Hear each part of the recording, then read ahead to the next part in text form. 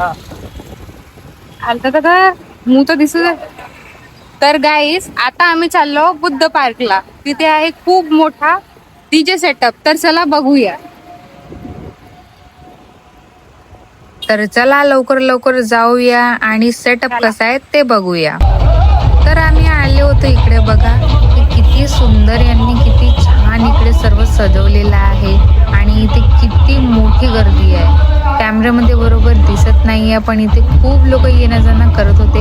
आम्हाला गाडी सुद्धा ठेवायला जागा नाही मिळाली, त्यामुळे आम्ही गाडी ठेवली आणि आतमध्ये आलो. बघा इकडे आम्ही समोर फ्रंट मध्ये गेट कडून आहोत. इकडे जास्त मला गर्दी दिसत नसेल तरी समोर जाऊन आम्ही बघतो किती लोक आलेत, काय आलंय. आमच्या ओळखीचे पण इथे खूप लोक होते जे आम्हाला भेटले. चला समोर जाऊया. हे बघा डीजे सेटअप, किती मोठा डीजे सेटअप आहे. नागपूरमध्ये पहिल्यांदा असे कोणत्या कार्यक्रमामध्ये एवढं मोठं डीजे सेटअप आहे. आणि किती गर्वाची गोष्ट आहे की डॉक्टर बाबासाहेब आंबेडकर यांच्या जयंतीमध्ये हा डीजे सेटअप आपल्याला बघायला मिळाला आहे. जर तुम्हाला इथे यायचं असेल तर हा फ्रंट गेट आहे याचा आणि गर्दी तुम्ही बघू शकता. इथे लहानपासून मोठे सारेच लोक आहेत. इथे खेळण्याची खूप सारी वस्तू ज्यांच्या लहान मुलं वगैरे खेळू शकतात. इकडे खूप लोक आले होते. आमच्या ओळखीचे खूप लोक दिसले होते इथे. आणि हे चारू तरफून तुम्ही बघून घ्या कसं आहे गेट वगैरे. आता आपण समोर जाऊन सुरुवात करूया. हे बघा इथे किती मोठा त्यांनी एअर बलून असं लावलं आहे ज्याच्यावर बाबासाहेब आंबेडकरांचे फोटो आहे. आणि हा डीजे सेटअप बघा तुम्ही, हे कुठं तुम्ही बघितले आहे का पहिल्यांदा नागपूरमध्ये? बघा हे किती मोठं कॉन्सर्ट सारखं इथे किती लोक मस्त एन्जॉय करत आहे. आम्ही पण खूप एन्जॉय केलं इथे. हे डीजे सेटअप पाहून तर मला असं वाटत होतं की किती पैसे खर्च झाले असतील यार आपल्या लोकांचे. जयंती एक वेळा येते नागपूरमध्ये, म्हणजे नागपूरमध्ये नाही पूर्ण म्हणजे किती देशांमध्ये बाबासाहेबांची जयंती मनवतात. बघा हा सेटअप पाहून तर मला समोरून असं चक्करच येत होता. आणि आवाज आवाज मी तुम्हाला इथे ऐकवू नाही शकत कारण काही कॉपीराइट्स वगैरे येऊन जाईल, त्यामुळे मी ऐकवू नाही शकत. पण तुम्ही हा जे आहे ना ते बघा तुम्ही, याच्यावरूनच तुम्ही समजू शकता की हा किती मोठा सेटअप असेल. याच्यामध्ये लाइटिंग चेक करा तुम्ही. बघा आपले बाबासाहेबांचे फोटो आणि गाणे तर इतके छान छान वाजवत होते ते दादा की असं वाटत होतं की बस नाचा आता. आपले पाय काय आहेत ना ते बाबासाहेबांचे गाणे ऐकल्याबरोबर नाचायला तयार होऊन जातात. ते ऐकतच नाही मग की दुखत आहे की काय, हे सगळं नाही. त्यांना फक्त एवढंच समजते बाबाचे गाणे लागले चला नाचा आता. खूप जास्त मज्जा आली इथे. तुम्हीच लाइटिंग बघा इकडली. तुम्ही जर इथे आले असाल ना तर मला कमेंट मध्ये सांगा. मी तर इथे 1-2 तास थांबले, खूप एन्जॉय केला. खूप चांगले गाणे आणि जो यांचा अँकर होता तो पण खूप छान होता. म्हणजे गाणे पण चांगले वाजवत होता, अँकरिंग पण खूप छान करत होता. टोटल मी सांगू तर इथे खूप मज्जा आली. लास्टमध्ये ना इथे फायरिंग शो वगैरे पण झालाय, म्हणजे जे आपलं आतिषबाजी वगैरे आहेत ना त्यांचा शो. हे बघा कसं, अरे मेरे बाप रे, खूप खूप खूप मज्जा आली, खूप जास्त. तुम्ही समोरून जर बघितले असाल ना मला कॉमेंट्स मध्ये सांगा यार, खूप मज्जा आली. मला बघून तर अंगावर काटेच येत होते की हे कसं काय एवढं, म्हणजे कुठलं सेटअप आहे हा मला ते पण नाही माहित, पण एन्जॉय खूप केला मी.